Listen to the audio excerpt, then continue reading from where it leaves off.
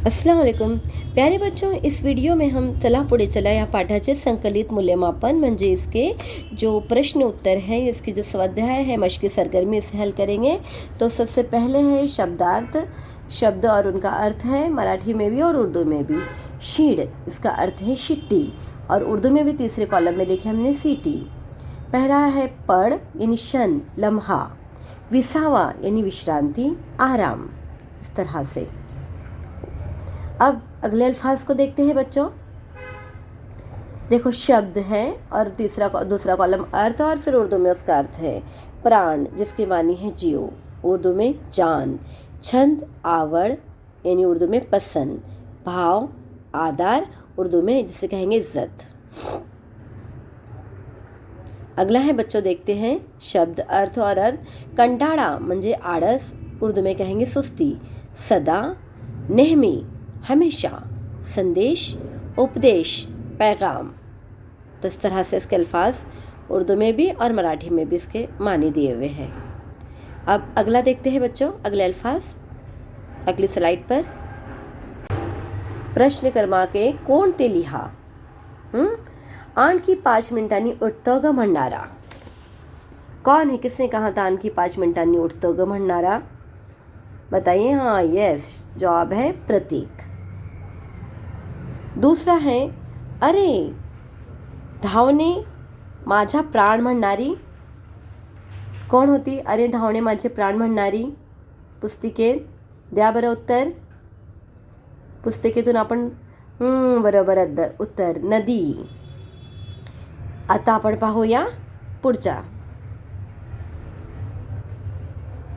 कोण ते लिहा म्हणजेच तिसरा आहे नाचत बागडत येणारी, वाऱ्याची झुळूक। पुढचा आहे मोठ्या शिस्तीने घाईने जाणारी, कोण आहे? कोण होती? उत्तर मुंगी, बरोबर।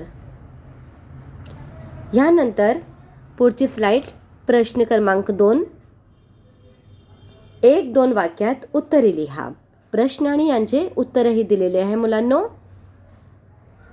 पहिला प्रश्न आहे, आपली पुस्तकेत पहा, नंबर 1चा जे प्रश्न आहे, सुधाताई प्रतीकला काय सांगत होत्या? सुधाताई प्रतीकला काय सांगत होत्या? द्या बरं उत्तर। बरोबर। आता आपण ह्या इथे लिहून दाखवू तुम्हाला। बरोबर सांगितलं। सुधाताई प्रतीकला आता 7 वाजले, सूर्य वर आला असे सांगत होत्या। उठ असे सांगत होत्या। सुधाताई प्रतीकला आता 7 वाजले, सूर्य वर आला, उठ असे सांगत होत्या। पुढचा प्रश्न आहे आता हे बघितलं पुढच्या स्लाइडमध्ये। प्रतीकला उत्साहाचे पंख का फुटले? प्रतीकाला उत्साहाचे पंख का फुटले? उत्तर, प्रतीक उठला आणि गॅलरीत आला। बाहेरचे प्रसन्न वातावरण पाहून प्रतीकला उत्साहाचे पंख फुटले। कसे? प्रतीक उठला आणि गॅलरीत आला, बाहेरचे प्रसन्न वातावरण पाहून प्रतीकला उत्साहाचे पंख फुटले। कुठून? बाहेरचे प्रसन्न वातावरण पाहून। आपण हे निरीक्षण करूया। पुढचा प्रश्न आहे पुढच्या स्लाइडमध्ये, प्रतीक नदीला काय म्हणाला? प्रतीक नदीला काय म्हणाला? उत्तर आहे, प्रतीक नदीला म्हणाला की तू किती धावपळ करतेस, क्षणभर विसावा घे, नाहीतर थकून जाशील। इतका नवा पुढे म्हणा, इतका नवा काय म्हटलं होतं? प्रतीक नदीला काय म्हणाला? प्रतीक नदीला म्हणाला की तू किती धावपळ करतेस, क्षणभर विसावा घे, नाहीतर थकून जाशील। इतका नवा उत्साह तू कुठून मिळवतेस? तिला विचारतो आहे तो, का इतका नवा उत्साह तू कुठून मिळवतेस, असा प्रतीकने नदीला म्हणाला। आता पुढचा प्रश्न पाहूया आपण पुढची स्लाइडमध्ये। प्रश्न वाचा आणि उत्तरही शोधा। बघितला। आता पुढे आहे कोणता प्रश्न आहे? चला आता मग प्रश्नही वाचा आणि उत्तरही शोधा. प्रश्न आहे पुढच्या स्लाइडमध्ये तुमच्या स्क्रीनवर. हे ई झुडूक पुढे जाताना काय करीत होती? झुडूक पुढे जाताना काय करत होती? उत्तरही आला तुमच्या स्क्रीनवर. झुडूक नाचत बागडत पुढे जाताना झाडाखालची पान उडवत होती आणि त्यांच्याशी खेळत होती. झुडूक नाचत बागडत पुढे जाताना झाडाखाली पाने उडवत होती आणि खेळत होती. आता प्रश्न पहा. मुंग्यांना प्रतीकला कोणता संदेश दिला? उत्तर आहे आपल्या स्क्रीनवर मोबाईलच्या.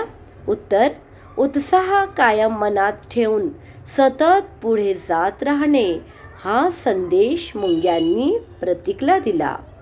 कोणता? वाचा बरं. बरोबर उत्तर उत्साह कायम मनात ठेवून सतत पुढे जात राहणे हा संदेश मुंग्यांनी प्रतीकला दिला. प्रश्न होतं आपला, मुंग्यांनी प्रतीकला कोणता संदेश दिला?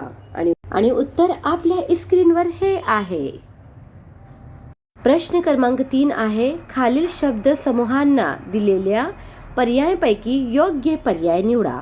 आपल्याला पुस्तिकेत 3 पर्याय दिलेले आहेत आणि आपल्याला योग्य पर्याय निवडायचा आहे. पहिला आहे शीड घालणे. शीड घालणे म्हणजे ते पहा आपल्याला आनंद व्यक्त करणे. शीड घालणे बरोबर आहे उत्तर. आनंद व्यक्त करणे.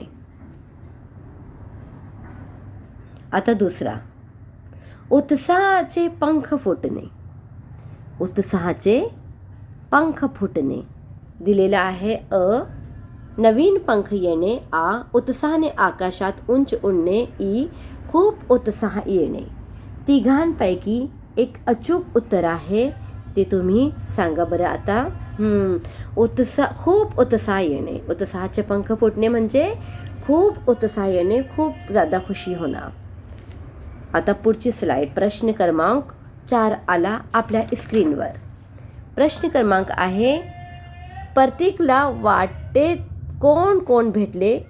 त्यांनी प्रतीकला कोणता उपदेश केला? उत्तर प्रतीकला वाटेत प्रथम नदी भेटली. ती प्रतीकला म्हणाली की धावणे हा माझा पण आणि हा माझा प्राण आणि श्वास आहे. पुढे जाण्याचा आनंद आहे. निर्मळता हा माझा छंद आहे. मग प्रतीकला वाऱ्याची झुळूक भेटली. तिने प्रतीकला नेहमी चालण्याचा धावण्याचा उपदेश केला. नंतर त्याला मुंग्या भेटल्या. त्या म्हणाल्या आमच्या मनात नेहमी उत्साह असतो. सतत उद्योगात राहणे आमचा स्वभाव आहे. अशा प्रकारे सर्वांनी प्रतीकला आळस झटकून पुढे पुढे चालत राहण्याचा उपदेश केला. तर किती सुंदर उपदेश केला प्रतीकला. विद्यार्थ्यांनो, आपण आपल्या अंगी करा हा उपदेश. वाचा आणि याला पाठांतर करा आणि आपल्या अंगी सुद्धा करा. आता आपल्या समोर पुढची स्लाइड येत आहे. पुढची स्लाइड आहे प्रश्न क्रमांक 5. खालील प्रश्नांची उत्तरे लिहा. तुम्ही रोज किती वाजता उठता? तुम्ही सकाळी फिरायला जाता का? आईने उठवले तर उठता की स्वतःहून उठता? या प्रश्नांची उत्तरे आपण आपल्या वहीत लिहा आणि नंतर मला दाखवा. आणि या स्लाइडवर पण पहा. म्हणजे कसं, जर शाळा नसेल तेव्हा आपल्याला हा व्हिडिओ खूप उपयोगी आहे. आणि आपली शाळेत आल्यावर आपण मला हे प्रश्नांची उत्तरं आपल्या वहीत लिहून दाखवू शकतात. ओके विद्यार्थ्यांनो, आता तुम्ही हे प्रश्न आपल्या वहीत लिहिले असेल कदाचित आणि याचे उत्तरही आपल्याला लिहून दाखवायचे. म्हणजे तुम्ही रोज किती वाजता उठता? तुम्ही सकाळी फिरायला जाता का? अशी. आता तुमच्यासमोर पुढची स्लाइड येत आहे. प्रश्न क्रमांक 6. खालील शब्दांचे समानार्थी शब्द लिहा. म्हणजे दिलेले शब्द आहे त्यांचे आपल्याला समानार्थी शब्द लिहायचे आहे. उत्साही. उत्साही म्हणजे स्फूर्तिदायी. दाई. उत्साही, एक्साइटेड बोलेंगे इंग्लिश में. आता पुढचं कंटाळा. कंटाळा म्हणजे समानार्थी शब्द कंटाळाचा आळस. आळस येणे, सुस्ती आना, किसी काम करने को दिल नहीं चाहना। अब अगला देखते हैं हम पुढची स्लाइडमध्ये। आनंद, आनंद म्हणजे आनंदचा समानार्थी शब्द हर्ष, हर्षोल्लास म्हणता आपण। आनंदचा समानार्थी शब्द हर्ष। आता पुढचे शब्द आणि पुढचे प्रश्न पुढच्या स्लाइडमध्ये। आता येत आहे आपल्या स्क्रीनवर थकवा। थकवा म्हणजे बरोबर क्षीण, क्षीण।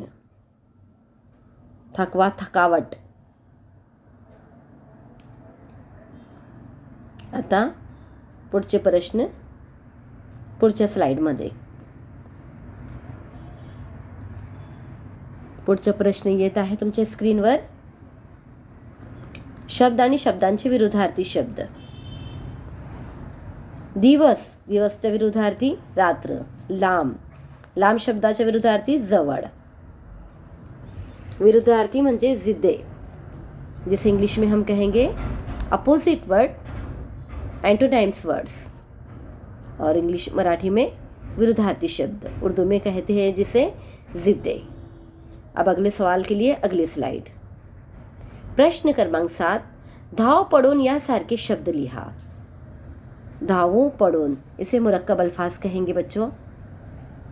तो ऐसे हमको ऐसे अल्फाज लिखना है, ठीक है।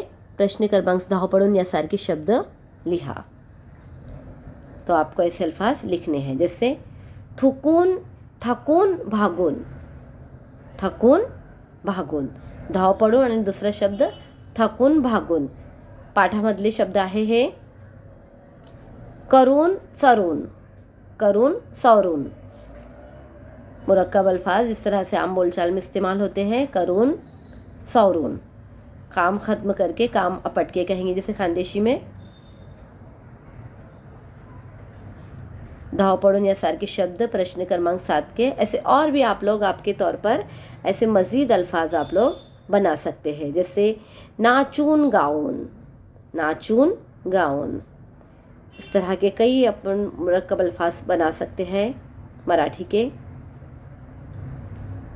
और आपको जितने बना सकते हो उतनी अपनी बयाज में लिख लीजिए, जैसे जाऊन येऊन, जाऊन येऊन, थकून भागून, करून सरून, नाचून गाऊन, जाऊन येऊन।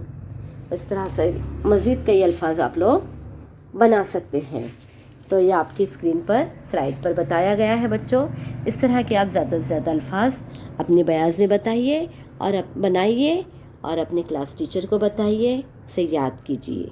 मराठी का ये संकलित मूल्यमापन का हमने आपको पूरे स्वाध्याय मश्क हल करके इस स्क्रीन पर बताए बच्चों। इस तरह के मज़ीद आप लोग सवालात के ज़रिए इस बना सकते हैं, मज़ीद अल्फाज आप लिख सकते हैं। अब अगली स्लाइड आपके सामने आ रही है आपकी स्क्रीन पर। अगला प्रश्न लेकर प्रश्न क्रमांक 10, सतत काम करणाऱ्या प्राणी व पक्ष्यांची नावे लिहा। सतत काम करणाऱ्या प्राणी व पक्ष्यांचे नावे लिहा। प्रश्न क्रमांक कितना है? प्रश्न क्रमांक है 10। यानी लगातार काम करने वाले जो जानवर हैं, जो परिंदे हैं, उनके नाम आपको बताना है, लिखना। आपने अपने बयाज में लिख चुके हैं, तो वे आपको हमें बताना है। जब तक हम आप स्क्रीन पर नहीं आता आप लोग इसे लिख लीजिए। आपके लिखने के बाद ही हम आपकी स्क्रीन पर वो अल्फाज बताएंगे। वेरी गुड, आपने लिख लिया। अब देख लीजिए। प्राणी, बैल, घोड़ा, गाढ़व, मूंगी, ये जो है लगातार चलते रहते हैं। बैल भी कभी नहीं थकता, खेतों में काम करता है। घोड़ा दौड़ते रहता है। पहले ज़माने से घोड़े जंगों में इस्तेमाल होते थे। गाढ़व, गधा, गधे की तरह काम करते रहते हैं। मूंगी चलती रहती है। पक्षी में है सुतार और मधमाशी। मधमाशी शहद की मक्खी, और एक सुतार करके एक परिंदा होता है बच्चों, जो उड़ते रहता है हमेशा, कभी नहीं थकता है।